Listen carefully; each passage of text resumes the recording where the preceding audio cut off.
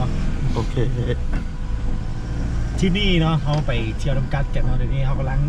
ที่ไปขี่10 ไร่กัน เดี๋ยวเขาไปติดตามกันอีกตอนต่อไปนะระยะทางบกใกล้บกไก่นอกจากถึงเมืองไซไปหาน้ำกัดกันใกล้ๆเนาะพี่น้องเนาะมาเที่ยวน้ำกัดกันมาได้อยู่ที่แขงรุนไซเมืองไซเนาะแขงรุนไซคือบ้านน้ำกัดอากาศเนาะวิวทิวทัศน์ดีเลยอะ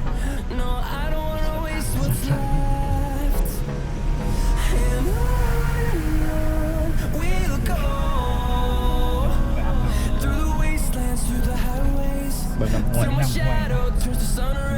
ด้อเนาะขี่รถไปฟาดน้ำห้วยเด้อพี่น้องเขา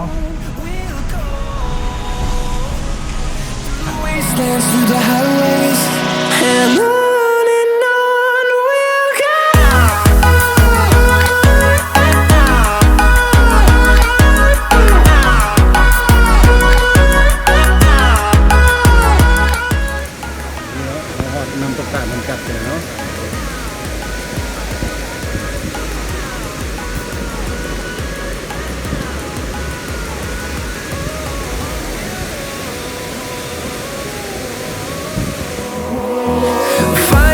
Life along the way, melodies we haven't played. No, I don't want no rest. Echoing around these walls, fighting to create a song. I don't wanna miss a beat. And on we'll go. ไปเห็นบ่นี่ฮะเอาไปโยนน้ำกันเนาะมาเป็นต้นไม้ปลูกปลาได้นี่เด้อ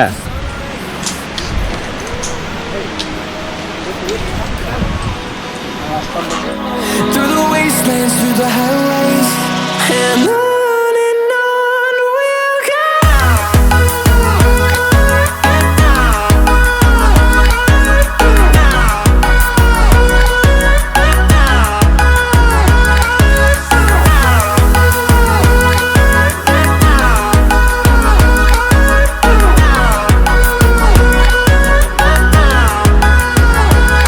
And we'll grow in number,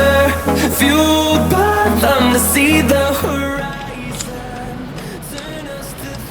ไปเนาะสายหนึ่งเนาะเดี๋ยวนี้เนาะเดี๋ยวเขาไปสายที่สองกันไปบ่ them to see the horizon.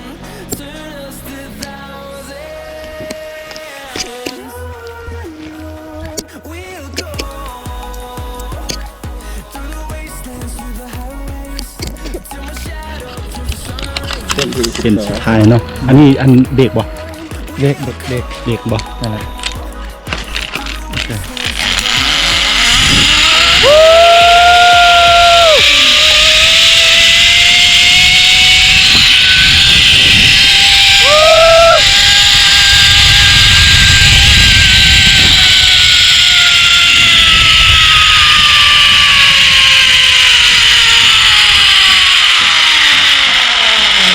อายุอายุ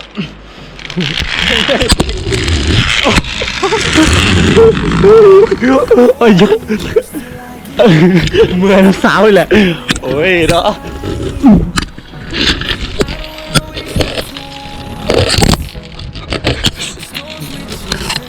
ปล่อยมือเออ